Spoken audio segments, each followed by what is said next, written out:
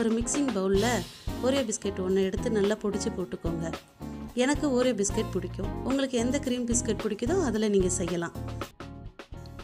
பிடிச்ச பிஸ்கெட்டை எல்லாம் ஒரு மிக்ஸி ஜாரில் எல்லாத்தையும் எடுத்து போட்டுக்கணும். அது நல்லா நைஸாக அரைச்சிக்கணும். அரைச்சது நல்ல பவுட்ரு பதத்துக்கு இருக்கணும். அதை இந்த பவுலில் எடுத்து போட்டு இது கூட 4 ஸ்பூன் இல்லைன்னா 5 ஸ்பூன் பால் பவுட்ரு சேர்த்துக்கலாம். அவங்கவுங்க விருப்பத்துக்கு தகுந்த மாதிரி பால் பவுட்ரு சேர்த்துக்கலாம். சேர்த்துட்ட பிறகு நல்லா மிக்சிங் பண்ணி விட்டுறணும். அப்புறம் இது கூட தேவையான அளவுக்கு நான் 4 ஸ்பூன் பால் போட்டிருக்கேன். நல்லா கலந்துருக்கணும்.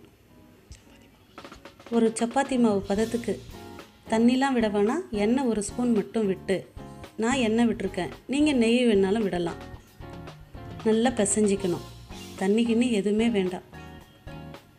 அதில் க்ரீம் இருக்கிறதுனால நம்மளால் ஈஸியாக உருட்ட வரும். அதை குட்டி குட்டி பால்ஸாக இந்த மாதிரி நம்ம உருட்டி வச்சுக்கலாம். இது பார்க்குறதுக்கும் நல்லாயிருக்கும். சட்டுன்னு செய்யலாம். விருந்தாடிகள் யாராவது வந்துட்டாங்கன்னா உடனே செஞ்சு கொடுக்கலாம். ஃப்ரெண்ட்ஸ், இந்த ரெசிபியை வீட்டில் நீங்கள் ட்ரை பண்ணி பாருங்கள். மறக்காமல் எனக்கு கமெண்ட்ஸில் சொல்லுங்கள். என்னுடைய சேனல் உங்களுக்கு பிடிச்சிருந்தா லைக் பண்ணுங்கள், ஷேர் பண்ணுங்கள், சப்ஸ்கிரைப் பண்ணுங்கள். உங்கள் நாவில் அறுசுவை அனைத்தும் கிடைக்கட்டும்.